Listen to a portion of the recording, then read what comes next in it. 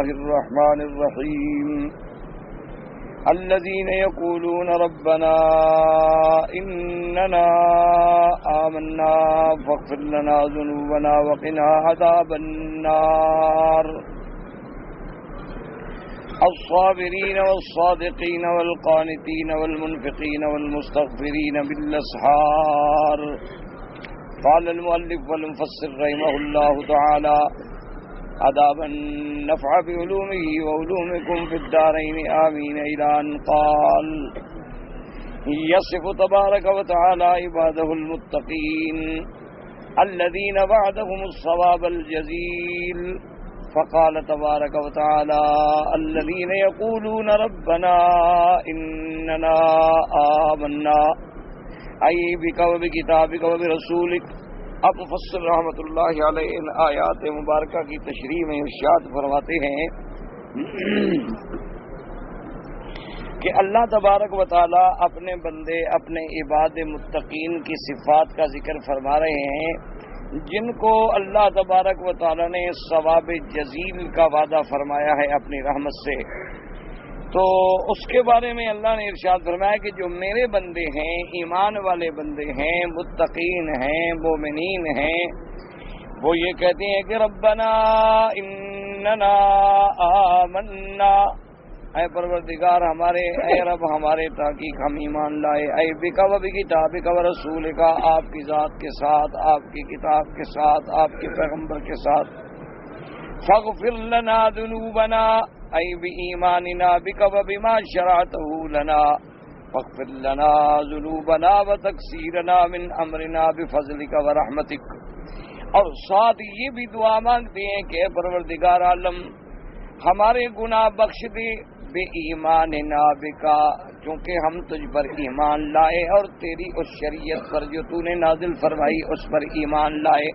اس میں ایک اشارہ ہے کہ بھی ایمان اور اس کے بعد عمل. تو جو متقی اللہ سے ڈرنے والے بندے ہیں وہ کہتے ہیں اللہ میاں ہمارے عمل تو ہیں کچھ نہیں، لیکن صرف ایمان پر بھی تو تیری مغفرت کا وعدہ ہے کہ جو ایمان لے آئے، ایمان پہ موت آ جائے تو میں معاف کر دوں گا. تو ہمارے اسی ایمان کو ہی سبب مغفرت بنا دے اور ہمیں معاف کر دے، کیونکہ ہمارے اعمال تو اس قابل ہے ہی نہیں.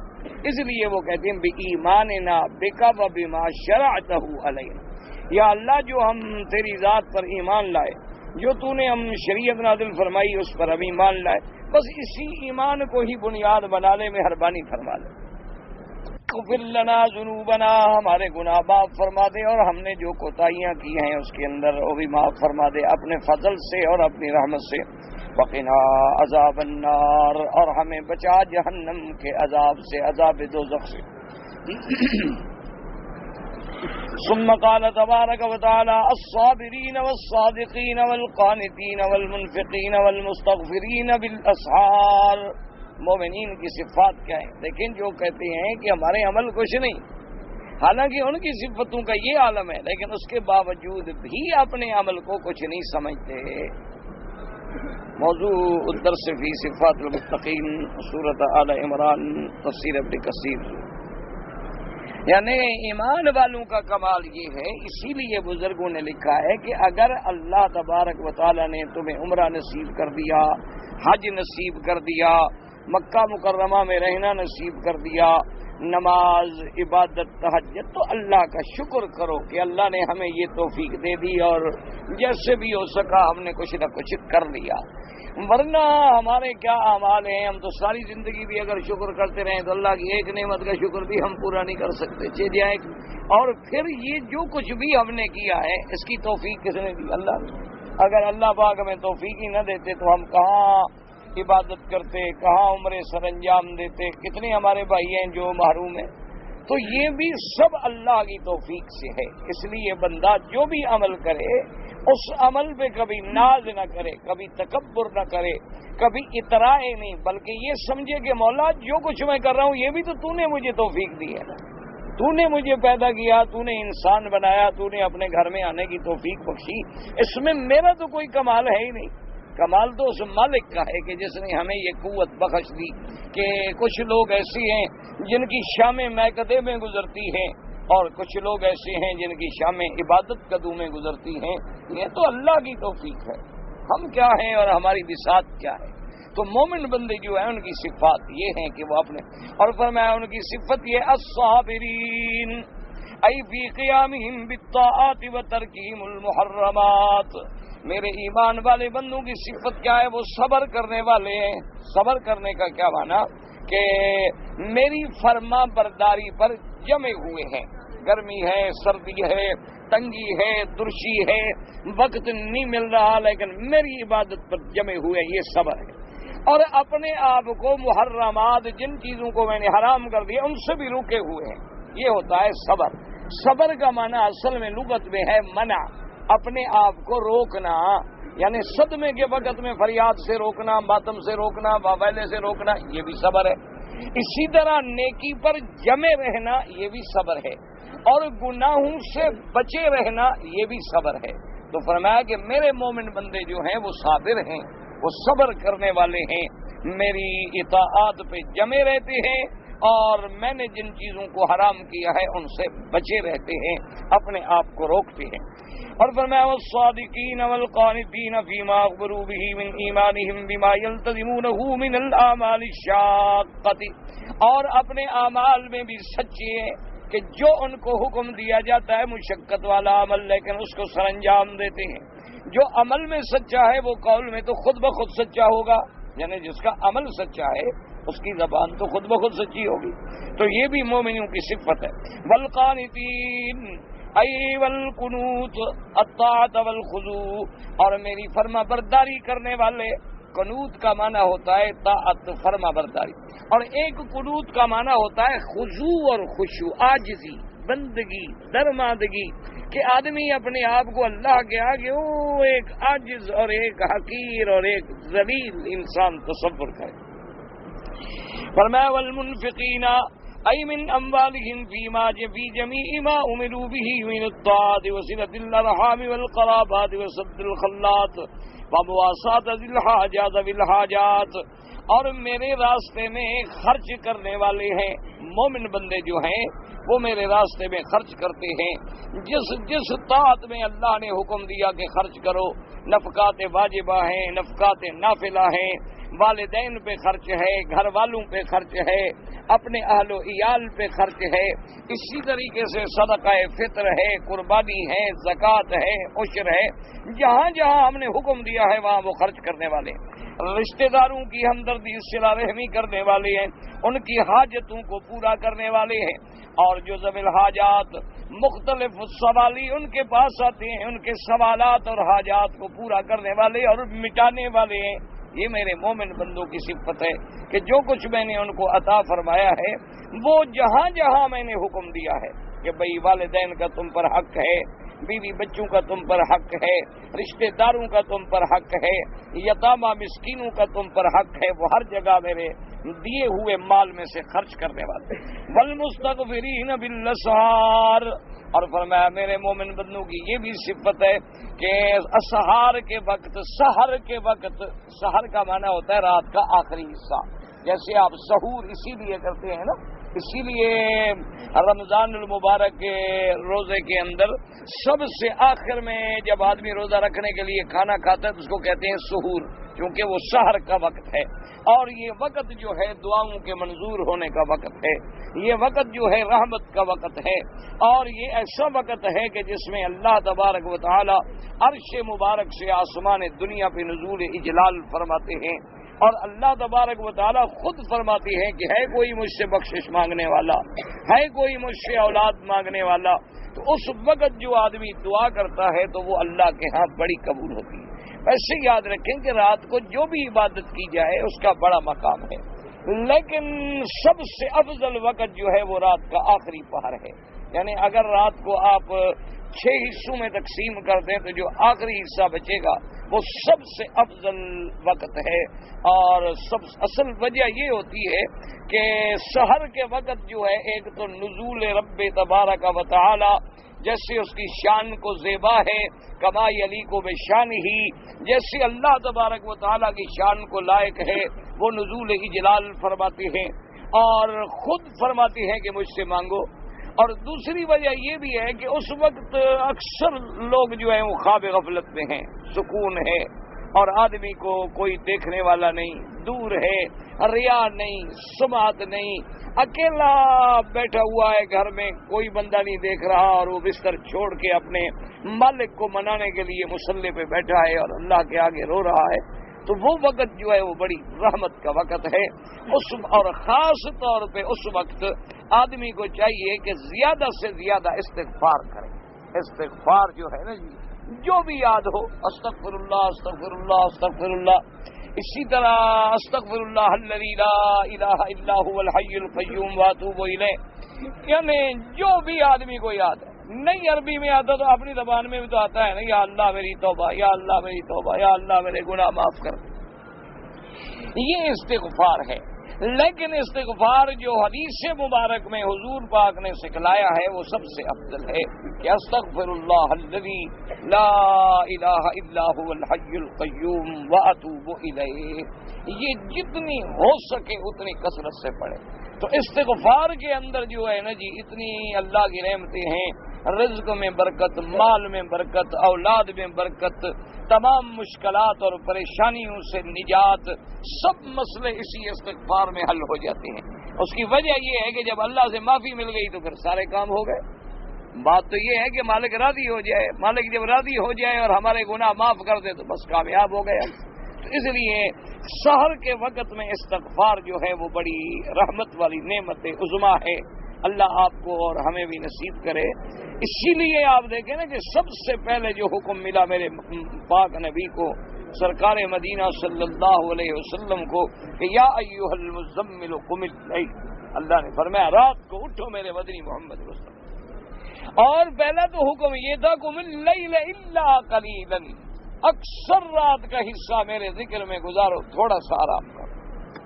پھر اس کے بعد رعایت ہے کہ نصفہ او انقص منہ قلیلا، یا تو یوں کریں کہ آدھی رات میرے ذکر میں گزاریں اور آدھی رات آرام، یا آدھی رات سے چلو کچھ تھوڑا کرو، او زد علیہ، یا دو حصے ذکر کر لیں اور ایک حصے رات میں آرام کر لیں۔ ورتل القرآن ترتیلا، اور قرآن پاک کو بنا بنا کے، سوار سوار کے، اس کے حروف و مخارج کی ادائیگی کے ساتھ تلاوت کریں۔ اللہ نے آگے قرآن پاک میں فرما دیا کہ یہ ہم آپ کو جو راتوں کو جگا رہے ہیں، یہ راتوں کی عبادت جو ہے، ان ناشئۃ اللیل ہی اشد وطئا واقوم قیلا، کہ یہ رات کی عبادت جو ہے یہ انسان کے نفس کو کچل دینے والی ہے، اور یہ ایسی عبادت ہے کہ ہر بندے کا دل اور زبان جو ہے وہ موافقت کر رہی ہوتی ہے، کیونکہ وہ وقت ایسا ہے کہ انسان اپنا بستر چھوڑ دے، آرام چھوڑ دے اور مالک کے آگے کھڑا رو رہا ہے۔ اور فرمایا کہ اے ہم آپ کو تیار اس لیے کر انا سنلقی علیک قولا ثقیلا، ہم نے آپ پر ایک بہت بڑی عظمت والی بات اتارنی ہے، اس کے لیے پہلے اپنے آپ کو تیار کرنا۔ یہی وجہ ہے، یاد رکھیں کہ اللہ نے ہر نبی کو 40 سال کے بعد نبوت دی ہے، کہ 40 سال تک اللہ تبارک و تعالی ان کو مختلف مراحل میں، امتحانات میں گزارتے ہیں کہ اب میری دعوت کے متحمل ہونے کا وقت آ گیا ہے، پھر اللہ پاک ان پہ وحی اتارتے ہیں۔ اور آج اصل میں مشکل جو ہے نا میرے بھائی وہ یہی ہے کہ ہم لوگ اپنی اصلاح نہیں کرتے اور دوسروں کی اصلاح میں پڑ جاتے ہیں، ہماری اپنی اصلاح ہوتی نہیں، ہمارا اپنا دامن صاف نہیں ہوتا، ہماری اپنی نفس امارہ کو ابھی ہم نے مارا نہیں ہوتا، اس لیے وہ باتیں اور وہ اثر جو ہے نہیں ہوتے۔ تو رات کی عبادت، رات کا ذکر اور رات کا استغفار، یہ اتنی بڑی نعمتیں ہیں کہ بس یہ بیان میں نہیں آ سکتی۔ یاد رکھیں کچھ باتیں ایسی ہوتی ہیں نا جی، جیسے آدمی کہے نا جی کہ یہ شربت ہے اور بڑی اعلیٰ، اب اس کی میں کتنی تعریف کروں، جب تک آپ چکھیں گے نہیں تو اس کے ذائقے کا آپ کو علم نہیں ہو سکتا۔ میں بڑی جناب اس میں ہم نے یہ ملایا ہے اور یہ دوائیں ڈالی ہیں اور یہ چیز ڈالی ہے اور یہ ارقیات ہیں اور یہ جناب جواہرات ہیں اور یہ مجوہرات ہیں، لاکھ میں تعریف کرتا رہوں، لیکن آپ کو اس کا اندازہ تب ہوگا جب آپ اس کو پیئیں گے، چکھیں گے، اس کا ذائقہ لیں گے، پھر آپ کہیں گے کمال ہے جی، باقی بہت اعلیٰ شربت ہے، خوشبو بھی بڑی ہے، مٹھاس بھی بڑی ہے، مفرح بھی بڑی ہے اور بڑا ایسا شربت. اسی طرح ذکر اللہ جو ہے نا، اس کی تقریروں سے یہ مسئلے حل نہیں ہوتے. یہ باتیں جو ہیں یہ سمجھانے سے نہیں سمجھی جا سکتی. یہ بھی اللہ کے ذکر کی چاشنی ہے. اللہ کے بڑے مزے جو آئے سو چکھ لے. آ کے پہلے اس کو چکھو، اس ذکر میں پڑھو، اس لذت میں داخل ہو جاؤ گے، پھر پتہ چلتا ہے کہ اللہ کے ذکر کی کیا لذت ہے. آخر اللہ نے جو فرمایا ہے الا بذکر اللہ تطمئن القلوب، کہ دلوں کا اطمینان جو ہے وہ میرے ذکر میں ہے، کسی دواؤں میں نہیں ہے، کسی گولیوں میں نہیں ہے. اللہ کی یاد جو ہے وہ اطمانینت قلب کا ذریعہ ہے. تو اس لیے لیکن یہ باتیں اس وقت آپ کو سمجھ آئیں گی جب آپ اس ذکر کی لذت کو خود چکھیں گے، خود اس میں اپنے آپ کو ڈالیں گے، اور پھر پتہ لگے گا کہ ہاں اللہ کے قرآن نے ہمیں کیا بات بتائی. اس لیے فرماتے ہیں مفسر رحمۃ اللہ علیہ کہ دل علی فضیلۃ الاستغفار وقت السحر. اس آیت سے یہ بھی دلالت ہوتی ہے کہ سحر کے وقت میں استغفار کرنے کی بہت بڑی فضیلت ہے. وقت قیل ان یعقوب علیہ السلام ما قال لبنیہ سوف استغفر لکم ربی ان وقروا الی وقت السحر. جیسے کہ حضرت سیدنا یعقوب علیہ السلام نے اپنے بیٹوں کو کہا تھا کہ سوف استغفر لکم ربی، ٹھہرو میں تمہارے لیے آنے والے وقت میں دعا کروں گا، اپنے رب سے معافی مانگوں گا تمہارے لیے. تو ان کا مقصد بھی یہی تھا کہ میں سحر کے وقت تمہارے لیے معافی اللہ سے مانگوں گا. وثبت فی الصحیحین وغیرہما من المصانع والسنن من غیر وجہ جماعت من الصحابہ ان رسول اللہ صلی اللہ علیہ وسلم قال ينزل الله تبارك وتعالى في كل ليلة من السماء الدنيا حين يبقى ثلث الليل الأخير فيقول هل من سائل فأعطيه هل من داع فاستجيب له هل من مستغفر فاغفر له الحدیث. اب مفسر رحمۃ اللہ علیہ فرماتی ہیں کہ صحیحین کی حدیث کے اندر موجود ہے.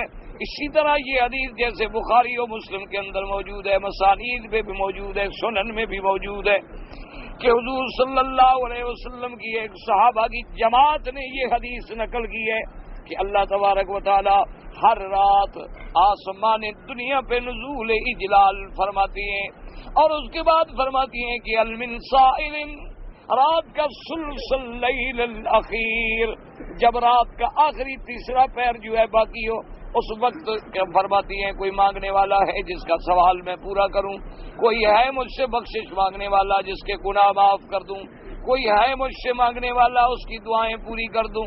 تو یہ اتنی بڑی رحمت کا وقت ہے. لیکن ساتھ یہ بھی یاد رکھیں کہ جتنی احادیث مبارک کے اندر اللہ تبارک و تعالیٰ کی صفتیں آتی ہیں کہ اللہ عرش پر ہیں، اللہ عرش سے آسمان دنیا پہ نزول فرماتے ہیں، ان پر آمنا و صدقنا، ہمارا ایمان ہے کہ وہ سب باتیں جو ہیں حق ہیں، جو قرآن میں ثابت ہیں یا جو فرمان رسول پاک صلی اللہ علیہ وسلم میں ثابت ہیں. لیکن ساتھ یہ بھی حکم ہے مسلمان کو کہ وہ اپنے عقل کے گھوڑے نہ دوڑائے کہ خدا کیسے اترتے ہیں، یہ بندے کا کام نہیں. اگر اس نے اس قسم کا خوض کیا تو نتیجہ یہ نکلے گا کہ وہ خود ایمان سے بھٹک جائے.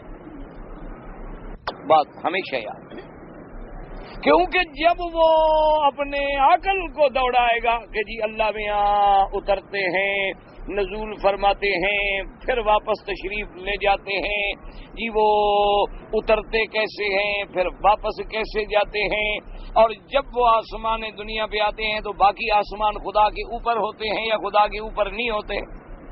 اگر اوپر ہوتے ہیں تو پھر تو خدا سے بھی کوئی چیز اوپر ہوگی، اور اللہ تو ہر چیز سے اوپر ہے. اور اگر اوپر نہیں آتے تو پھر نزول کا کیا معنی ہوا؟ پھر جب نیچے آئے تو باقی آخر آسمان سب پہلے آسمان پہ آئے تو دوسرا تیسرا چوتھا پانچواں چھٹا ساتواں وہ آسمان تو لازمی بات ہے اوپر ہے. ایک ہمیشہ یاد رکھیں کہ اس میں ہمارے ایمان کی سلامتی کیا ہے کہ جو اللہ نے قرآن میں فرمایا کہ اللہ عرش پر ہے آمن، وہ کیسے ہیں، کیسے بیٹھے ہیں، یہ بندے کا کام. اللہ عرش سے نزول فرماتے ہیں سمائے دنیا پر، چونکہ یہ حدیث صحیحین میں موجود ہے، مسانید میں موجود ہے، سنن میں موجود ہے، اور صحابہ کی ایک جماعت نے اس حدیث کو روایت کیا ہے، تو اس کی صحت کے اندر کوئی شبہ نہیں۔ آمنا و صدقنا کہ اللہ تبارک و تعالی نزول فرماتے ہیں۔ آسان بات یاد رکھو، الیس کمثلہ شیء، اللہ کی ذات کی کوئی مثل نہیں ہے، اللہ کا کوئی مثیل نہیں ہے، اس کی کوئی مثال نہیں ہے، اس کا کوئی شبیہ نہیں۔ جب اس کی ذات کا کوئی مثل نہیں ہے، اس کی صفات کا بھی کوئی مثل نہیں۔ بس ایک موٹی بات یاد۔ کوئی کہے گا جی تمہارا خدا کیسے ہے، تو ہم کیا کہیں گے؟ لیسا کمثلہ شیء، اس کی بھی کوئی مثال ہے ہی نہیں۔ جب مثال ہے ہی نہیں تو ہم مثال کیسے دیں؟ کوئی کہے کہ جناب کیسے اترتے ہیں، کہ جی اس کی بھی کوئی مثال نہیں۔ ہمارا ایمان ہے کہ اترتے ہیں جیسے ان کی شان کو زیبا۔ اسی لیے امام مالک رحمت اللہ علیہ نے کتنی پیاری بات کی، جب کسی نے ان سے پوچھا کہ اللہ عرش پہ ہے، تو آپ نے فرمایا کہ ہاں، الاستواء معلوم وکیفہ مجہول والسؤال عنہ غیر معقول۔ آپ نے فرمایا کہ ہاں اللہ عرش پہ ہیں، لیکن وہ کیسے ہیں یہ بات ہم نہیں سمجھ سکتے۔ اور فرمایا اس قسم کے مسئلے میں سوال کرنا جو ہے وہ بھی غیر معقول ہے۔ اسی لیے علماء نے فرمایا کہ جو ایسے مسائل میں بلا وجہ خوض کرے، گویا وہ بھی اہل بدعات میں سے ہے، وہ بھی سنت کے ترک کرنے والا ہے کہ بھئی تم بندے ہو، مخلوق ہو، تمہاری عقل ناقص العقل ہو، تمہارا کیا کام ہے کہ خالق کی صفات کو پہچانو؟ بس جو بیان کی ہے آمنا، اللہ نے فرمایا میرا ہاتھ ہے آمنا، اب کہے جی کیسا ہاتھ ہے، بڑا ہے کہ چھوٹا ہے، تو پھر تو کافر ہو جائے گا۔ اللہ تبارک و تعالی نے فرمایا کہ میں آزمان دنیا میں تشریف لاتا ہوں، آمنا۔ اللہ نے فرمایا کہ قیامت والے دن اللہ میدان حشر میں آئیں گے، آمنا و صدقنا، ٹھیک ہے، تشریف لائیں۔ اللہ تبارک و تعالی ہمیں قیامت میں دیدار کرائیں گے، آمنا و صدقنا، بالکل ہمارا ایمان ہے۔ جب حضور پاک نے فرمایا کہ تم ایمان والے جو ہو جنت میں اپنے رب کو دیکھو گے، تو بالکل ہمارے پاک نبی کا فرمان سچا ہے۔ اب ہم نہیں دیکھ سکتے، ٹھیک ہے، قیامت میں کیسے دیکھیں گے؟ اللہ ہمیں توفیق دیں گے۔ تو اللہ تبارک و تعالی ہماری قوتیں اس وقت جو پیدا فرمائیں گے، اس کے اندر ہمیں قوت دیں گے کہ ہم دیدار ربی کر سکیں۔ اب اس نے ہمیں پیدا نہیں کی ہے، کیونکہ اب ہم فانی ہیں، مٹ جانے والے ہیں، فنا ہونے والے ہیں، موت آنے والی ہے، لیکن مرنے کے بعد جو ہمیں اللہ پاک چیزیں دیں گے وہ تو ہمیشہ رہنے والی ہے، اس کے بعد تو موت آنی نہیں۔ پھر تو جب اللہ ہمیں زندگی دیں گے وہ ایسی زندگی ہوگی کہ اس کے بعد تو موت آنی نہیں، وہ ایسی جوانی ہوگی کہ پھر فنا اور بڑھاپے نے آنا نہیں۔ حضور نے فرمایا ہر آدمی جو ہے وہ تقریباً 33 سال کی عمر جیسے عین جوانی ہوتی ہے، اسی طرح پھر جنت میں داخل ہوگا، اور وہ جوانی ایسی ہوگی کہ لا یفنا شباب ہو، اس کی جوانی پر بڑھاپا نہیں آئے گا، اس پر پھر کوئی کمزوری نہیں آئے گی، اس پر کسی قسم کا کوئی ضعف جو ہے وہ نہیں آئے گا۔ اسی لیے حدیث پاک میں آتا ہے کہ ایک دفعہ میرے آقا نے سرکار مدینہ صلی اللہ علیہ وسلم نے ایک بڑھی عورت تشریف لائی حضور کی خدمت میں، تو آپ نے مزاح فرمایا، ایسے گھر میں جیسے بات ہوتی ہے، آپ نے فرمایا بڑھیاں جو ہے نا، کتنی بوڑھی عورتیں جو ہے نا، بوڑھی عورتیں جنت میں نہیں جائیں گی۔ اور اتفاق سے حضور پاک کو کوئی کام تھا اور آپ گھر سے باہر تشریف لے گئے، اور بوڑھی عورت نے تو رونا شروع کر دیا، اس نے کہا بوڑھی عورتیں جنت میں نہیں جائیں گی، حضور نے فرما دیا، حضور کا فرمان تو غلط ہو ہی نہیں سکتا، تو ہم تو مارے گئے کہ بوڑھی عورتیں جنت میں ہی نہیں جائیں گی۔ تھوڑی دیر میں جب حضور واپس آئے تو بی بی نے عرض کیا کہ یا رسول اللہ، وہ بوڑھی عورت تو بیٹھی رو رہی ہے بیچاری۔ آپ نے فرمایا کیوں رو رہی ہے؟ آپ نے فرمایا کیوں روتی ہے؟ اس نے کہا حضور آپ نے جو فرمایا کہ بوڑھیاں جنت میں نہیں جائیں گی، تو فرمایا بے وقوف، بوڑھیاں کا معنی یہ اللہ جوان کر کے جنت میں بھیجیں گے، یہ تھوڑا ہے کہ بوڑھیاں جنت میں ہی نہیں جائیں گی۔ تو اس لیے بہرحال ہمیشہ یاد رکھیں، جتنا قرآن میں صفتیں اللہ نے اپنی ذکر کی ہیں، اللہ تبارک و تعالیٰ نے جو جو بیان فرمایا آمنا و صدقنا، لیکن اس میں کبھی اپنا عقل نہ دوڑانا۔ تیرا عقل ناقص ہے، تیرا عقل خام ہے، تو ابھی دنیا کی باتیں نہیں سمجھ سکا، جے جائے کہ خدا کی ذات کو سمجھ سکے۔ تو ابھی اللہ کی پیدا کردہ مخلوق کے راز بھی نہیں سمجھ سکا، تو ابھی تک خدا کے پیدا کردہ سیارات تک بھی نہیں پہنچ سکا، تو ابھی تک اللہ تبارک و تعالیٰ کے پیدا کردہ بروج فی السماوات تک بھی نہیں پہنچ سکا۔ تیری عقل تو ابھی زمین کے عقدے بھی نہیں حل کر سکی، تو نے تو ابھی علم اقتصادیات و طبیعیات کی جزئیات کو بھی نہیں پہچانا، چہ جائے کہ تم خالق اور مالک کی صفات میں بحثیں کرو۔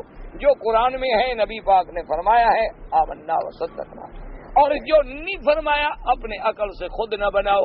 بس آسان حل جو ہے وہی ہے، اللہ پاک آسمان دنیا پہ تشریف لاتے ہیں اور ہر رات تشریف لاتے ہیں۔ اصل مشکل یہ ہوتی ہے نا جی کہ دنیا میں اتنے گمراہ فرقے ہیں،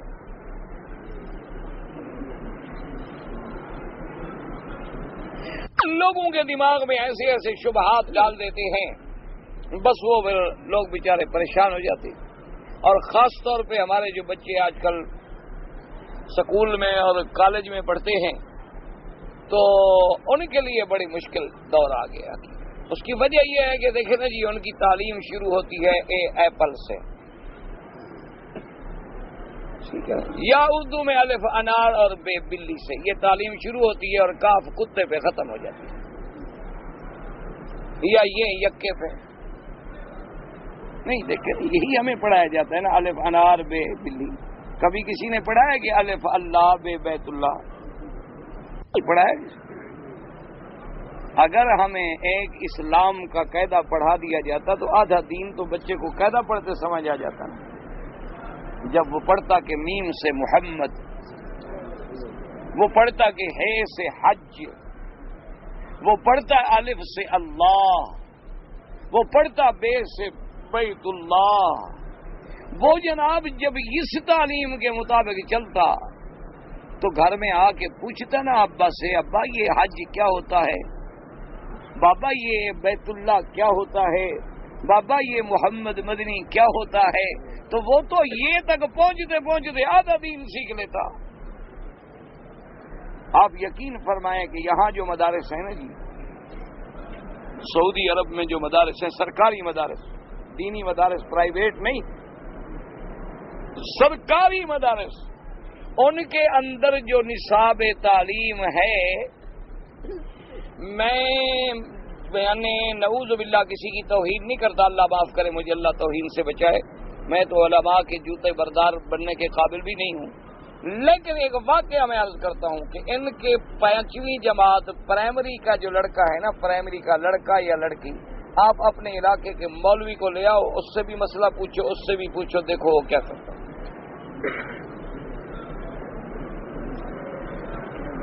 ان کے پرائمری نہیں، پہلی جماعت میں، پہلی جماعت جو پہلی کلاس ہے، پہلی کلاس میں پڑھنے والی بچی کو وضو کا پتہ ہے کہ وضو کے فرائض کیا ہیں، واجبات کیا ہیں، سنن کیا ہیں، مستحبات کیا ہیں، اور وضو کیسے کیا جاتا ہے۔ یہ پہلی جماعت ہے، پہلی۔ اس کو پتہ ہے کہ حدیث کس کو کہتے ہیں، اس کو پتہ ہے کہ راوی کس کو کہتے ہیں۔ 5ویں جماعت کا جو ان کا بچہ ہے یا بچی ہے ماشاءاللہ، وہ ابتدائی فقہ کے مسائل، ابتدائی حدیث کی باتیں، ابتدائی قرآن کی باتیں، ابتدائی توحید کی ساری باتیں، توحید الوہیت ہے، یعنی شرط لگا لیں آپ اپنے علاقے کے کسی مولوی صاحب کو، کہتا نہیں میرے جیسا مولوی، عالم تو عالم ہوتے ہیں نا، عالم جو ہیں وہ تو بابا عالم ہیں، ان کے تو ہم جوتے اٹھانے کے بھی قابل نہیں، جو عام ہماری برادری طبقہ ہے مولوی کا، اس مولوی کو بھی پوچھ لو کہ توحید کی کتنی قسمیں ہیں، اور 5ویں جماعت والے لڑکے سے بھی پوچھ لو، مجال ہے کہ مولوی جانتا ہو کہ توحید کی کتنی قسمیں ہیں۔ اگر جانتا بھی ہوگا اس کو کہو چلو جی تعریف کرو توحید کی، تینوں قسموں کی تعریف کرو، اور 5ویں جماعت والے بچے سے بھی پوچھو وہ تمہیں بتا دیں۔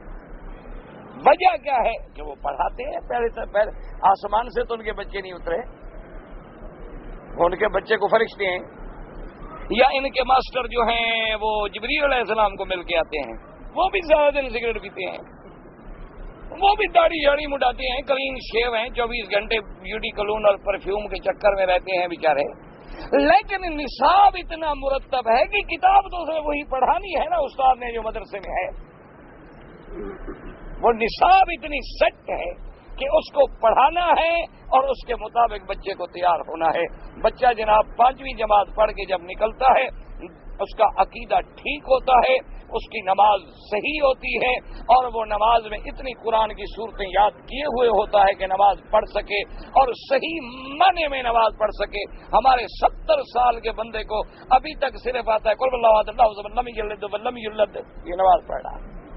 70 سال کا بوڑھا ہمارا نماز پڑھتا ہے، اس کو کوئی پتہ نہیں میں کیا پڑھ رہا ہوں، اس سے کوئی پتہ نہیں۔ ہمارے آذان دیتے ہیں اللہ اکبر اللہ اکبر، یہ کفر ہو رہا ہے۔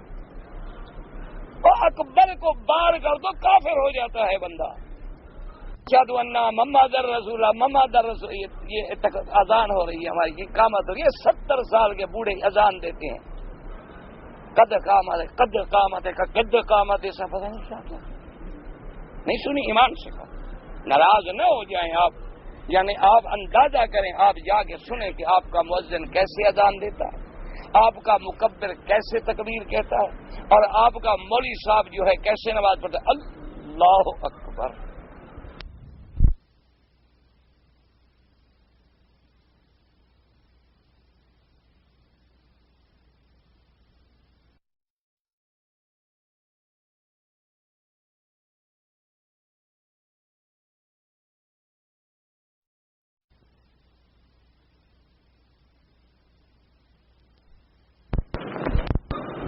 خدا کا خوف کرو۔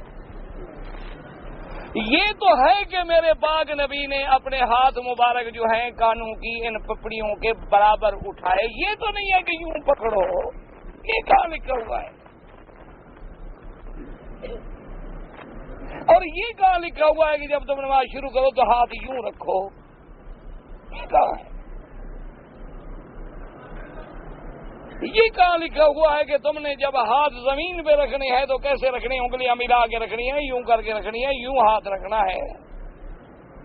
کیسے رکھنا ہے؟ گھٹنوں پہ ہاتھ رکھنا ہے تو انگلیاں کھلی ہوں یا انگلیاں بند ہوں، برابر ہوں یا تھوڑا فاصلہ ہو؟ کوئی پتہ ہی نہیں، بس نماز ہے پڑھ لی، دیکھ رہی اللہ ادھر دیکھا وہ کیا کر رہا ہے، ادھر دیکھا وہ کیا کر رہا ہے، وہ رکوع میں جا رہا ہے یہ بھی چلا گیا، دیکھ رہا وہ اٹھ رہا ہے چلا گیا۔ انا للہ و انا الیہ راجعون۔ دعا کرو اللہ ہماری نمازیں ٹھیک کر، دعا کرو، ہمارے پلے میں ہے کوئی نہیں، دعائیں بھی اب ہماری منظور نہیں ہوتی، فکر نہ کرو، اس لیے کہ ہمارے اندر حرام ہے، ہماری زبانیں جھوٹی ہیں، گندی ہو چکی ہیں، اور ہم سود خار قوم بن گئے ہیں۔ سود نہ بھی کھاتے ہوں تو انہی بینکوں سے ہماری تنخواہیں بھی ملیں گی، ہم نہ کھائیں لیکن آ تو حرام والے پانی سے رہی ہیں نا۔ بھئی جو ندی کا پانی آ رہا ہے اسی نے سیراب کرنا ہے نا سب کی زمینوں کو۔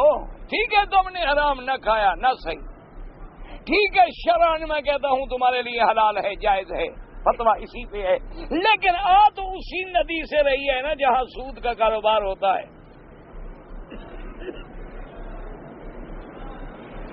اس لیے بات یہ نہیں، وجہ کیا ہے کہ ہمارا نصاب تعلیم اتنی گندا ہے، اتنی گندا ہے کہ اس کے پڑھنے کے بعد آدمی کلرک تو بن سکتا ہے، سیکٹری بن سکتا ہے، کمشنر بن سکتا ہے، لیکن محمد مدنی کا غلام نہیں بن سکتا۔ سیدھی بات، کوئی ناراض ہو کوئی راضی۔ تمہارا تعلیم نصاب جو ہے وہ پرائمری سے لے کر یونیورسٹی تک پی ایچ ڈی تک چلے جاؤ، وہ اچھے سے اچھا تمہیں کلرک پیدا کر دے گا، کوئی تمہیں کمشنر پیدا کر دے گا، کوئی اچھا تمہیں سیکٹری پیدا کر دے گا، لیکن کبھی وہ امام ابو حنیفہ پیدا نہیں کرے گا، امام شافعی پیدا نہیں کرے گا، امام مالک پیدا نہیں کرے گا، امام احمد ابن حنبل پیدا نہیں کرے گا، امام بخاری، امام ترمذی، امام نسائی پیدا نہیں کرے گا، وہ علماء پیدا نہیں کرے گا، وہ عقل کے گھوڑے دوڑانے والے اور دولت بنانے والے یا لوٹنے والے یا لٹانے والے تو پیدا کر سکتا ہے، محمد مدنی کے غلام نہیں پیدا کر سکتا۔ اب ان کے دماغ میں جب یہ کیڑے دوڑا دیتے ہو، کہتے ہیں تھوڑے یار خدا اترتا ہے، چھوڑے یار مولویوں کی بات ہے، بڑا کہاں خدا اترتا ہے، دیکھا ہے مولویوں نے، بس ختم ہو گئی، وہ بندہ کافر ہو گیا وہیں کھڑے کھڑے۔ اور کسی نے کہہ دیا دیکھو جی خدا رات کے آخری حصے میں اترتا ہے، انہوں نے کہا دیکھا مولویوں کی بات یار، چلو جب یہاں رات کا آخری حصہ ہوگا تو ہمارے ملک میں کیا ہوگا؟ بعض ملکوں میں تو ابھی دن ہوگا، بعد میں رات ہوگی، بعد میں دوپہر ہوگا، بعد میں عشاء ہوگی، تو خدا ہر وقت اترتا ہی رہتا ہے، کافر ہو گیا۔ دماغ میں نے کہا دیکھا جی کمال ہے، کیسا سوال کیا ہے اس شخص نے۔ او بھئی اللہ کے بندے، حالانکہ اگر اس کو صحبت ملی ہوتی علماء کی تو کہتا میرے بھائی رات کے پیدا کرنے والا بھی رب ہے، دن کے پیدا کرنے والا بھی رب ہے، ان کے اختلاف لیل و نہار کا مالک بھی رب ہے، اور میرے مدینے نے جو بات مدینے میں بیٹھ کے فرمائی ہے وہ مدینے کے اعتبار سے ہے، باقی جہاں جہاں جیسے وقت ہوگا اسی کے مطابق حکم ہوگا، باقی اس کا نزول جو ہے وہ خالق کا نزول ہے، وہ مخلوق کا نزول تو نہیں ہے کہ ہم اس کی کوئی مثال پیدا کر سکیں۔ اس لیے ہمیشہ یاد رکھیں جب بھی قرآن میں ایسی آیتیں آ جائیں تو کہیں آمنا، یا اللہ ہمارا ایمان ہے، ہمیں سمجھ آ گئی تو شکر ہے، اور سمجھ نہیں آئی تو ہمارا قصور ہے، ہمارا عقل ناقص ہے، ہمارا علم ناقص ہے، ہماری وجود ناقص ہے، ہم ابھی اس مقام تک نہیں پہنچے ہیں کہ تیرے بارے میں ہم کوئی بات کر سکے۔ ابھی تو ہم چاند کے بحث کر رہے ہیں، ابھی تو یہ چاند تک بحث میں مبتلا ہیں بیچارے، زمین سے سب سے قریب ہے، ابھی مشتری، زحل، عطارد، شمس، وہاں تو ان کا تصور بھی نہیں پہنچا، اور وہاں پہنچتے پہنچتے قیامت بھی آ جائے گی انشاءاللہ۔ اللہ تبارک و تعالی رحمت فرمائیں گے، قیامت بھی تو آخر قریب آ رہی ہے نا، جو گھڑی گزر رہی ہے، دنیا فنا ہو رہی ہے، آخرت قریب آ رہی ہے۔ اس لیے فرماتے ہیں کہ آخری رات میں آپ دعائیں مانگیں، وقت حافظ ابو الحسن دار القطنی وی دار جزن علاحدتن، حضرت حافظ ابو الحسن نے اس موضوع پر علیحدہ باقاعدہ کتاب لکھی ہے، فرواہ من طرق متعددہ، اس نے پھر یہ حدیث جو ہے بہت سارے طرق کے ساتھ روایت نقل فرمائی ہے۔ وفی الصحیحین عائشہ رضی اللہ تعالی عنہا قال من کل لیل قضت رسول اللہ صلی اللہ علیہ وسلم واوصی واخری فانتهى وتره الى السحر وقال عبد الله بن يصلي من الليل ثم يقول يا نبي هل جاء السحر فإذا قال نعم أقبل على الدعاء والاستغفار حتى يصبح۔ رواه ابن حاتم۔ بی بی عائشہ صدیقہ رضی اللہ تعالیٰ عنہ فرماتی ہیں کہ حضور پاک صلی اللہ علیہ وسلم جو تہجد پڑھتے تھے، اول رات میں بھی تہجد پڑھتے تھے، درمیان رات میں بھی تہجد پڑھتے تھے، اور آخری رات میں بھی تہجد پڑھتے تھے، یعنی حضور صلی اللہ علیہ وسلم نے یہ امت کے لیے آرام ہے۔ یاد رکھیں کہ تہجد کی پابندی نہیں ہوتی کہ ضرور آپ آخری رات میں پڑھیں، تہجد کا معنی یہ ہے، تہجد ہے وجود سے، یعنی نیند کا چھوڑنا۔ اب جو آپ عشاء کی نماز کے بعد جو نفل پڑھیں گے سب تہجد ہیں۔ اچھا رات کو آپ گھر میں گئے، آپ نے کہا پتہ نہیں میری نیند نہ کھلے، تو آپ نے وضو کر کے 2 رکعت پڑھ کے لیٹ گئے، یہی تہجد ہے۔ یہ ضروری نہیں ہوتا، ہمارے ہاں ایک مسئلہ لوگوں نے بنایا ہوا ہے، اور جی جب تک نیند کر کے نہ اٹھو تہجد تو ہوتی نہیں۔ پہلے اچھا ایک آدمی کو نیند نہ آئے تہجد نہیں ہوگی، اور ایک آدمی کی ڈیوٹی ہی رات کو ہو، وہ سوتا ہی نہیں رات کو بیچارہ، تو وہ بھی تہجد سے ختم۔ یہ جاہلوں کے مسئلے ہیں، لوگ خود بڑے مسئلے گھڑتے ہیں، یہ بڑی مصیبت ہے۔ یہ ایک بڑی مصیبت آ گئی ہے کہ جیسے لوگ برتن بناتے ہیں مسئلے بھی خود بناتے ہیں، تو انہوں نے ایک مسئلہ یہ بھی گھڑا ہوا ہے ماشاءاللہ کہ بھئی جب تک رات کو بابا سو جاؤ، نیند کرو، پھر اٹھو تو پھر تہجد ہوتی، یعنی پہلے تو اٹھو نہ جان چھوٹی، جب سو گیا تو گیا انشاءاللہ۔ تو اصل بات یاد رکھیں کہ تہجد جو ہے اول رات میں بھی جائز ہے، درمیان میں بھی جائز ہے، آخر میں بھی جائز ہے، لیکن آخر میں تہجد پڑھنا زیادہ افضل ہے، زیادہ ثواب ہے کہ وہ رحمت کی گھڑی ہے۔ اور پھر تہجد کا طریقہ یہ ہے کہ اگر تیرا یقین کامل ہے کہ تم رات کو اٹھو گے تو پھر وتر آخر میں پڑھو، تہجد پڑھنے کے بعد وتر پڑھو، اور وتر پہ آ کے نماز ختم کرو، اور عین اس وقت ختم کرو کہ صبح صادق ہو جائے اور اذان بھی ہو جائے۔ تو سب سے اب دیکھو نا جی، آج کل مثلا آپ یوں سمجھ لیں جی کہ آپ صبح جو ہے نا جی، آپ جب آتے ہیں تو 5:10 پہ یا 5:15 پہ اذان ہوتی ہے صبح۔ اگر آپ 4:30 بجے بھی اٹھے نا جی، 4:30 بجے 5 منٹ 10 منٹ میں آپ وضو کر لیں گے، 10-15 منٹ میں آپ 2-4 رکعتیں پڑھ لیں گے، دعا بھی مانگ لیں گے، پھر نماز پہ آ گئے۔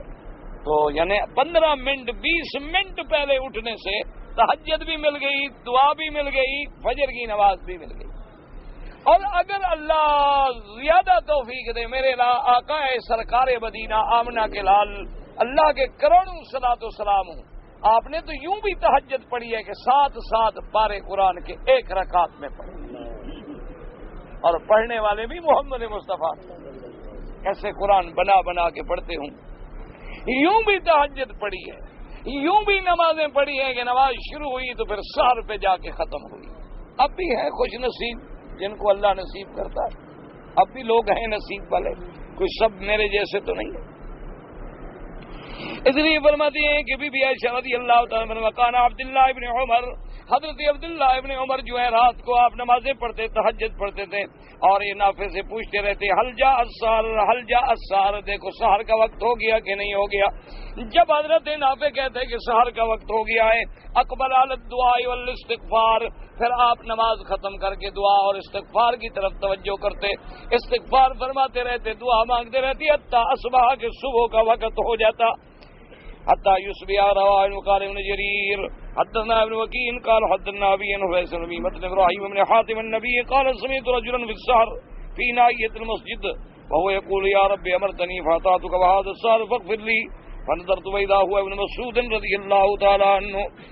حضرت ابن حاتم اپنے باپ حاتم سے کہتی ہیں کہ میں نے ایک رات دیکھا کہ مسجد کے کنارے کے اندر ایک آدمی کہہ رہا ہے کہ یا رب امرتنی فاطعتک، اے میرے پروردگار تو نے حکم دیا ہے کہ رات کو مجھ سے مانگو، تیرے حکم پر میں نے فرما برداری کی ہے، میں مانگ رہا ہوں مہربانی کر میرے گناہ معاف کر دے۔ تو میں نے تیرے حکم کی تعمیل کی ہے کہ رات ہے اور جاگ کے تجھ سے مانگ رہا ہوں۔ فرماتی ہیں کہ جب میں نے قریب جا کے دیکھا فیضا ہوا عبداللہ ابن مسعود، حضرت عبداللہ ابن مسعود رضی اللہ تعالیٰ عنہ صحابی جلیل تھے۔ رواه ابن مرتوى انس بن مالك قال كنا نؤمر اذا صلينا من الليل ان نستغفر في اخر السحر 70 مرة۔ حضرت انس بن مالک رضی اللہ تعالیٰ عنہ فرماتی ہیں کہ ہمیں حضور پاک صلی اللہ علیہ وسلم کی طرف سے حکم تھا کہ جب رات کو تہجد پڑھو اور جب آخری رات کا وقت آ جائے، سحر کا وقت آ جائے تو کم از کم 70 دفعہ جو ہے وہ استغفار پڑھا کرو، استغفر اللہ الذی لا الہ الا هو الحی القیوم واتوب الیہ۔ حضور صلی اللہ علیہ وسلم بھی 70 دفعہ استغفار پڑھتے، اور ایک روایت میں ہے کہ حضور کم از کم 100 دفعہ استغفار پڑھتے۔ وجہ کیا تھی کہ امت کو تعلیم ملے، اور یہ بھی یاد رکھو کہ گناہوں تو معاف ہو جاتی ہیں، اگر گناہ نہ ہوں تو استغفار پڑھنے سے اللہ درجات کو بلند کر دیتے ہیں۔ اللہ آپ کو بھی اور مجھے بھی اور ہر مسلمان کو نصیب کرے۔ بھائی اللہ جانے، یا تو بھائی مجھے اس مسئلہ سمجھانے میں کوئی غلطی ہوتی ہے یا آپ سمجھنے کی کوشش نہیں کرتے۔ میں نے عرض یہ کیا تھا کہ اگر کسی آدمی کے پاس مثلا گھر میں کپڑا چھوڑو، اتفاق سے مسجد میں آ گیا، کپڑا نہیں ہے، سر پہ کپڑا نہیں ہے، بغیر کپڑے کے اس نے نماز پڑھ لی، نماز جائز ہے۔ یہ معنی نہیں کہ گھر میں بھی نہ ہو، چاہے گھر میں ہے لیکن اب نہیں ہے۔ کی بات یہ ہے کہ میں نے یہ عرض کیا تھا کہ بعض لوگوں نے آج کل فیشن بنا لیا ہے، اور کچھ لوگوں کے دماغ میں یہ بات ہے کہ ہم یہ سنت ادا کر رہے ہیں کہ کپڑا ہو جو صحیح تو اتار کے پھینک دیتے ہیں۔ یہ بات میں نے کہا کسی حدیث میں ہم نے نہیں پڑھی کہ کپڑا موجود ہے، ٹوپی پہنے ہوئے ہے، رومال پہنے ہوئے ہے، جب نماز بھی آئے گا کندھے پہ رکھ لے گا، پھر نیچے پھینک دے گا اور بغیر سر کے کپڑے کے کھڑا ہو۔ یا جیسے بعض لوگوں نے فیشن بنا لیا ہے کہ سر پہ کپڑا پہننا نہیں، کیونکہ انگریز نے نہیں پہنا، یہ بیچارے کیسے پہنے کالے انگریز؟ یہ آخر نقل کس کی نقل کریں؟ حضور کی؟ نہ حضور پاک سر ننگے رہتے تھے۔ آپ کا کیا خیال ہے؟ حضور محمد مصطفیٰ اپنے بال الٹے سے مانگ نکال کے اور انگریزی کٹ بنوا کے ننگے سر بازاروں میں پھرتے تھے؟ تو تم جب نبی کی محبت کے دعوے کرتے ہو تو کس کی نقل کر رہے ہو آخر؟ حضرت ابو بکر ننگے سر پھرتے تھے، حضرت عمر، حضرت عثمان، حضرت علی، حضرت حسن، حضرت حسین، اہل بیت رسول اللہ، کون؟ کسی ایک کا تو حوالہ دو، آخر کس کی نقل کرتے ہو؟ اور یہ معمولی باتیں نہیں ہوتی، حضور کی حدیث ہے، آپ نے فرمایا جو لوگ جس قوم کی شکل صورت بنائیں گے قیامت میں ان کے ساتھ ان کو کھڑا کر دوں کہ جو تمہیں پسند ہے ان کے ساتھ جاؤ کھڑے ہو۔ تمہیں تو میرے نبی پسند ہی نہیں، صحابہ پسند ہی نہیں، ان کی شکل پسند ہی نہیں، ان کی صورت پسند ہی نہیں، ان کے ساتھ کھڑے ہونے کی کیا ضرورت؟ اسی لیے میں نے عرض کیا تھا کہ قرآن میں حکم ہے کہ یا بنی آدم خذوا زینتکم عند کل مسجد، کہ جب نماز کے لیے آؤ تو جو اللہ نے تمہیں توفیق دی ہے پوری زینت، پورا لباس اختیار کرو، جو اللہ نے تمہیں دیا، امیروں والا غریبوں والا جو بھی ہے کپڑا ہے۔ اور میرے آقا ہمیشہ سر پہ ٹوپی اور ٹوپی کے اوپر بھی پگڑی مبارک باندھ کے نماز پڑھتے، سمجھ آ گئی یہ بات؟ ایک ہے کہ یاد نہیں آیا، مجبوری تھی، کپڑا ساتھ نہیں تھا، ہم نے کھڑے ہو کے پڑھ لی، ٹھیک ہے۔ اور اگر 24 گھنٹے تم اپنی انگریزی فیشن میں گزارنا چاہتے ہو، ایک چھوٹی سی ٹوپی جالی والی جیب میں رکھ لو، نماز کے وقت تو محمد مدنی کی صورت بنا لو، کچھ تھوڑا سا تو جس کا کلمہ پڑھتے ہو لحاظ کر لو، چلو 24 گھنٹے تم اپنے دوستوں کو خوش کرو، لیکن 5 منٹ کے لیے تو محمد مدنی کی سنت پہ عمل کر لو۔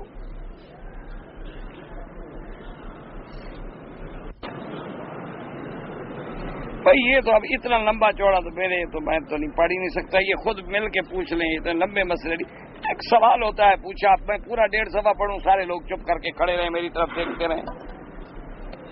سود والا آدمی زمین کے فصل سے، سبزی، کنویں کے پانی سے وضو، کیا مانا پتہ نہیں، ایک آدمی یعنی سود کھاتا ہے، اس کے پاس کنواں ہے، پانی آتا ہے، سبزی کو کوئی بات نہیں، ہمارا کیا قصور ہے؟ جو سود کھاتا ہے وہ حرام کھا رہا ہے، ہمارا کیا جرم ہے؟ اگر اس کے کنویں سے پانی ہماری سبزی کو لگتا ہے تو وہ کنویں کا پانی تمہیں مفت دے گا یا اس کے بھی پیسے لے گا؟ سود والا کا بھی میں چھوڑے گا؟ سود نہیں چھوڑتا بدبخت، وہ تمہیں پانی مفت دے گا، تو اگر ہم پانی خریدیں گے ہمارا کیا قصور ہے؟ کوئی بات نہیں۔ مذہب کا معنی رسومات کا مجموعہ، دین کا معنی کامل دستور حیات جو پوری زندگی کے لیے نافذ ہو، یوں سمجھ لیں۔ مذہب تو بس یہی ہے نا کہ جو لوگوں نے چند عادتیں بنا لی ہیں، جیسے بعض لوگوں نے بھی 10 دن ماتم کرنا ہے، کالے کپڑے پہننے ہیں، 4 پائیاں الٹی کر دینی ہے، بخشے گئے، بس نہ نماز نہ روزہ نہ کوئی ضرورت ہے نہ کچھ ہے۔ اگر کبھی نماز پڑھنی بھی پڑے تو عشاء کے بعد آ جائے اور ساری اکٹھی کر دیں۔ یہ مذہب ہیں جو لوگوں نے بنائے۔ بعض لوگوں نے یہ بنا لیا ہے کہ نہیں جناب، یہ ہے کہ مہینے میں ایک تو 11ویں شریف کا خیرات دودھ دینا ہے، اور اگر کوئی مر جائے تو تیسرے دن کل 7 جمعراتیں اور 1 چالیسواں، بس جنتی پکا، اور کوئی ضرورت ہے نہیں، بس نہ نماز نہ، اور چھوڑو جی نماز بے ساتھ کون جنت، پہلے کوئی جنت گیا نماز، بس یہ کر دیا کرو، باقی پیر جانے، پیر کا کام جانے، وہ خود بخود اس کو لے جائے گا، جہاں ہوگا نا اس کو بھی ادھر لے جائے گا۔ دین کا معنی یہ ہے کہ جو اللہ نے قرآن اتارا ہے اس میں سب حکم ہے، معاملات کے لیے، عبادات کے لیے، ہمارے احکام، نکاح، طلاق، وراثت، حلال، حرام، تمام چیزوں کے قبول کرنے کا نام دین ہے۔ پھر آئے گا دین اسلام، یہ نہیں کہ آدھا قبول کرو اور آدھا ختم، آدھا تیتر آدھا بٹیر۔ نماز تو پڑھیں گے لیکن جناب سود نہیں چھوڑیں گے، اچھا جناب سود چھوڑ دیں گے لیکن کیا کریں جی، شراب کی تو عادت ہے وہ نہیں چھوڑ سکتے، اچھا جناب شراب بھی میں نہیں پیتا لیکن یہ داڑھی شاڑی منڈانے، یہ بیوی نہیں راضی ہوتی نا، نبی پاک ناراض ہوتا ہے، ہونے دو، بیوی کے ساتھ گزارنی ہے، بلا نبی کے ساتھ گزارنی ہے۔ ہم کہتی ہے تمہارے بال سفید آ گئے، تم بوڑھے لگتے ہو، جن کی داڑیاں ہیں نا ان کی بیویاں تو بھاگ گئی ہیں نا سب کی۔ انا للہ و انا الیہ راجعون۔ اور ویسے ہی ایک مسئلہ، تم داڑھی رکھو یا نہ رکھو، یہ داڑھی پر جو روز اسرا پھرواتے ہیں نا، الحمدللہ قوت مردمی سے فارغ ہو جاتے ہیں، جن کی داڑھی ہوتی ہے ان کی قوت ہمیشہ برقرار ہے۔ یہ بھی مسئلہ دیکھو، یہ حرم کے آپ خسرے دیکھے ہیں نا، خسرے ان کی کبھی داڑھی ہوتی؟ کیوں نہیں ہوتی؟ عورت کی داڑھی کیوں نہیں ہوتی؟ اس نے خسرا بننا ہے یا عورت بننا ہے، وہ داڑھی پہ ضرور اسرا پھروائے صبح و شام، اور باقاعدہ ٹائی شائی پھیر کر، کہیں بال نہ لگے، خام خواہ بیوی ناراض ہو جائے گی۔ نبی ناراض ہوتا ہے، ہونے دو، کیا کرے گا، ٹھیک ہے نا، ہاں اسی میں پکے رہو۔ اور یاد رکھو کہ قیامت کے دن ہم شفاعت کے لیے گئے، حضور نے کہا دفع ہو جاؤ، تمہیں تو میری شکل ہی پسند نہیں تھی، تو پھر کیا ہوگا؟ تمہاری مرضی ہے، سوچ لو، مولوی بیچارے تو چیختے رہیں گے، مولویوں کی باتیں سنی کرو، بس مانا چانا نہ کرو، ٹھیک ہے۔ ہم قیامت میں کہہ سکیں گے مولا پوچھ لو، ہم نے ان کو پہنچا دی ہے تیری بات۔ نہیں مانتے، ان کی مرضی ہے، وہ ہمارے ذمہ ہی نہیں۔ انگوٹھی پہننا سنت ہے، بالکل جائز ہے انگوٹھی۔ خضاب سیاہ نہ لگائیں، مہندی لگائیں، بالکل ٹھیک ہے۔ بچے کا نام ابو فیل، ہاتھی کا باپ۔ کیوں جانوروں کے نام رکھتے ہو بھائی؟ تمہیں 1,24,000 نبی کا نام نہیں ملتا، صحابہ کا نام نہیں ملتا، باقی یہی ہاتھی رہ گئے۔ کوئی پھر رکھے گا کتے کا باپ، کوئی رکھے گا گدھا کا باپ، کوئی رکھے گا گھوڑے کا باپ، اونٹ کا باپ، بلی کا باپ۔ کیا بے وقوفی، غلط بات۔ الم تر اصحاب الفیل نہیں پڑھا آپ نے؟ الم تر کیف فعل ربک باصحاب الفیل، فیل مانا ہاتھی۔ اچھا جی، میری شادی 4 سال پہلے ہوئی، بچی ہے، میری شادی مرضی پسند نہیں ہے، میری والدہ مجھ سے شادی کے لیے 4 سمجھ کا مہینے ہوا۔ میری بیوی کے اعتبار سے میرے موضوع نہیں ہے، میری آخرت خواہ نے طلاق نہیں دی کیونکہ میری بیوی میری خالصات بہن ہے۔ تو تمہیں بیوی پسند بھی نہیں ہے، خوف خدا سے طلاق بھی نہیں دے رہے ہو، تو کرو گے کیا آخر؟ یہ عجیب مسئلہ ہے۔ بیوی مجھے پسند بھی نہیں ہے، میری موافق بھی نہیں ہے، میری مرضی پر بھی نہیں ہے، میری خواہش بھی نہیں تھی، مجھے رشتہ داروں نے مجبور کر کے شادی کی، لیکن طلاق بھی نہیں دی چونکہ میری خالہ زاد بہن۔ بڑا خالہ زاد بہن کا حیا کر رہے ہو؟ کوئی شریف آدمی یا تو اس کے ساتھ گزارا کرو، اس کے حقوق ادا کرو، اس کے حق ادا کرو، نہیں کرتے ہو طلاق تو جان چھوڑو، اس کو اللہ کوئی اچھا شوہر دے گا تم سے۔ پھر خام کا اسے تم نے باندھ کے کیوں رکھا ہوا ہے کہ ذلیل بھی کر رہے ہو، اچھا خالہ زاد بہن کا حق ادا کر رہے ہو۔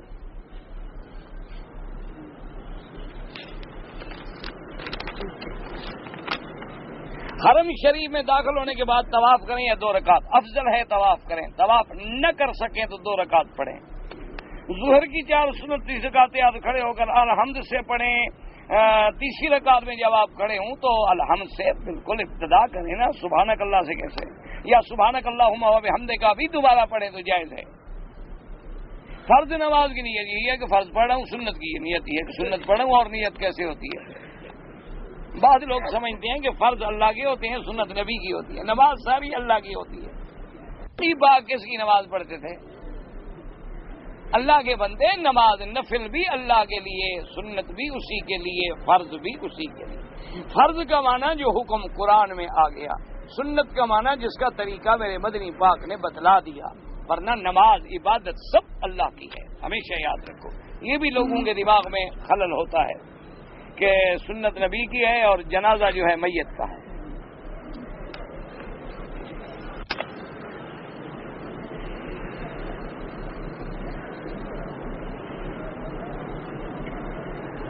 جی کہ میں نے ایک آدمی سے پاکستان میں قرضہ لیا، اس نے کہا کہ آج کے ریٹ کے مطابق سعودی ریال بنا لیں تو مجھے اسی کے مطابق ریٹ کے مطابق آپ ریال دے دیں۔ ٹھیک کہا اس نے بڑی اچھی بات کی کہ بھی کل کو ریٹ کم ہو جائے، بڑھ جائے، کچھ ہو جائے، میرے ساتھ تم آج کے ریٹ کا مسئلہ طے کر لو، بس میں اتنی لوں گا تاکہ رباط نہ بنے۔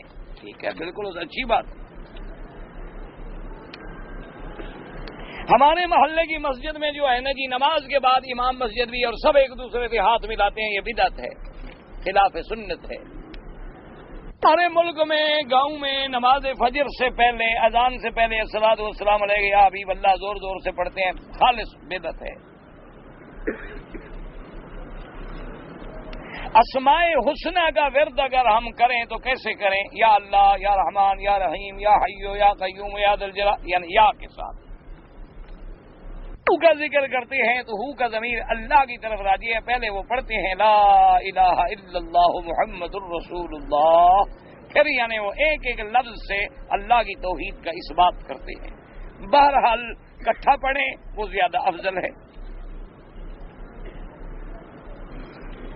جہاں اسلام کے نام کی بھی حکومت ہو، ان کے خلاف نہیں ایسے کوئی بات کرنی چاہیے، کیونکہ اللہ کے نبی نے فتنے سے منع کیا کہ جیسے بھی ہیں مسلمان ہیں، ہاں جب تک کوئی کفر بواہ نہ ہو تو جہاں بھی اسلام ہو فتنہ نہ کریں۔ اللہ پاک ہر مسلمان کو فتنوں سے بچائے، اس کی برائیاں جو ہیں وہ زیادہ خراب ہیں۔ ہمارے یہاں اندھیرا کر کے ذکر کرتے ہیں، کوئی نہیں، کوئی سنت میں ثابت نہیں کہ اندھیرا کر کے کرو۔ اندھیرے کا معنی ہے کہ رات کو گھر کیا کرو۔ انچ کٹ داڑھی رکھ سکتے ہیں، جب انگریزی لفظ ہے تو داڑھی بھی انگریزی ہو۔ تم محمد مدنی کی کٹ کیوں نہ رکھو؟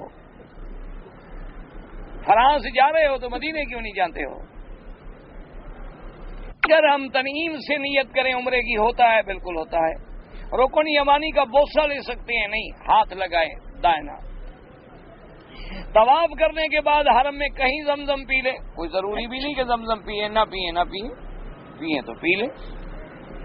رکن یمانی جو ہے وہاں بھی اللہ کے فرشتے جب آدمی ہاتھ رکھ کے دعا مانگتا ہے تو آمین کہتے ہیں۔ حتیم میں نماز پڑھنا ایسے ہے جیسے آپ نے کعبے کے اندر نماز پڑھی۔ میں بنگلہ دیش سے عمرے کے لیے آیا، لیکن میں نے احرام جدے سے باندھا۔ آئے تو بنگلہ دیش سے غریب آدمی اتنا خرچ کیا تو احرام جدے میں کیوں باندھا؟ اب دم بھی پڑ گئی، ایک بکری بھی ادا کریں۔ عورت کے لیے پردہ کرتے وقت منہ کا ڈھانپنا ضروری ہے؟ نہیں، منہ کی کیا ضرورت ہے، صرف پاؤں ڈھانپنے کافی ہے۔ منہ ڈھانپ کے کیا کرے گی بھائی؟ پردہ کیوں ہوتا ہے کہ فتنہ نہ ہو۔ فتنہ منہ سے ہوتا ہے یا پیروں سے ہوتا ہے؟ غیر محرم پہ نظر نہ پڑے تو نظر منہ میں ہوتی ہے یا پاؤں میں جوتے کے اندر ہوتی ہے نظر؟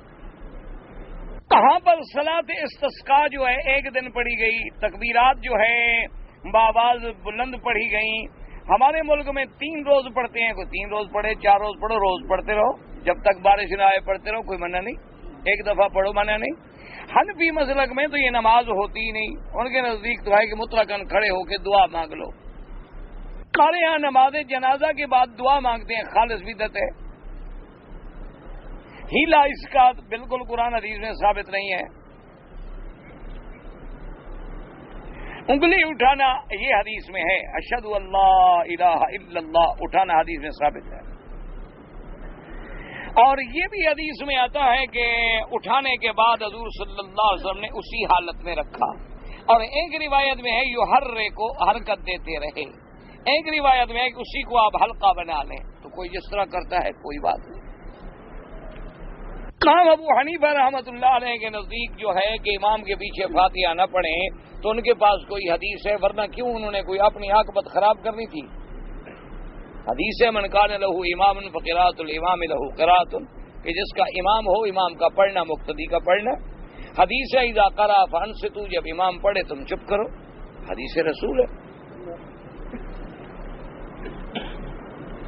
سینے پہ ہاتھ باندھنا بھی ثابت ہے، رفع یدین جو کرتے ہیں ان پر بھی کوئی اعتراض نہ کریں، جو نہیں کرتے وہ بھی حدیث موجود ہے، جو کرتے ہیں وہ بھی موجود ہے۔ یہ افضل اولا کے مسئلے ہیں، یہ کوئی جائز ناجائز کے مسئلے نہیں کہ ان میں 1400 سال گزر گئے ابھی تک ہم لڑ رہے ہیں، یہی مسئلے حل ہونے میں نہیں آ رہے۔ کافر ہمارے ملک کھا رہے ہیں، ہم ابھی آپس میں اسی مسئلوں پہ لڑ رہے ہیں۔ میرا لڑکا دوست کا بیمار ہے، منت من ٹھیک ہو گیا تو 100 ریال حرم پاک میں دوں گا، اب دوست نہیں آیا، مجھے 60 روپیہ دے دیا ہے، اب میں کیسے استعمال کروں؟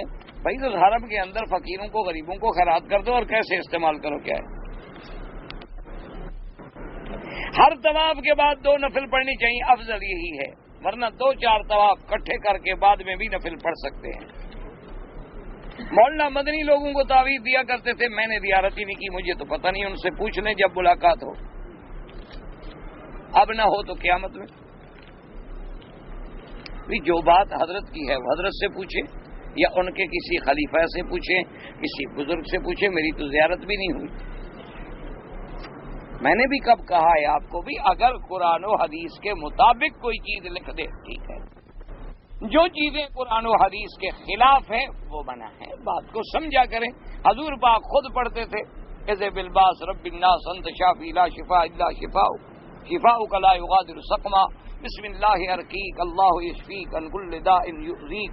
جبریل علیہ السلام نے حضور کو آ کے یہ رقیہ سکھلائی۔ حضور صلی اللہ علیہ وسلم نے فرمایا کہ جہاں آدمی کو درد ہو ہاتھ رکھ لے، اعوذ بسم اللہ اعوذ بعظمت اللہ و قدرتہ من شر ما اجد و احاذر، یہ پڑھا کرے۔ اسی طرح حضرت کعب فرماتے ہیں کہ مجھے اللہ نے اگر یہ وظیفہ نہ دیا ہوتا تو یہودی مجھے جادو کر کے نعوذ باللہ انسان سے گدھا بنا دیتے، لیکن اللہ نے مجھے یہ دعا دی تھی، میں پڑھتا تھا اور یہ جادو سے ہمیشہ محفوظ رہا۔ بات یہ ہے کہ اگر قرآن سنت کے مطابق کوئی چیز ہے، کوئی عالم دیتے ہیں، کوئی بات نہیں۔ اگر قرآن و سنت کے خلاف ہے، جیسے ہمارے یہاں انتر منتر جنتر چلتے ہیں نا جی، لال بھمبیری اڑ جا، پتہ نہیں کیا کیا کہتے ہیں، لا الہ الا اللہ انا ڈے، اللہ منگا دے، محمد رسول اللہ نوا دے، یہ بھی وظیفہ ہے۔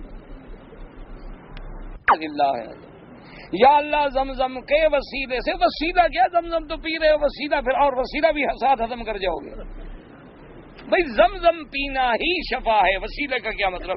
یا اللہ تیرے نبی کا فرمان ہے کہ زمزم پینے سے شفا ہوتی ہے، اسی نیت سے میں پی رہا ہوں، مجھے شفا عطا فرما۔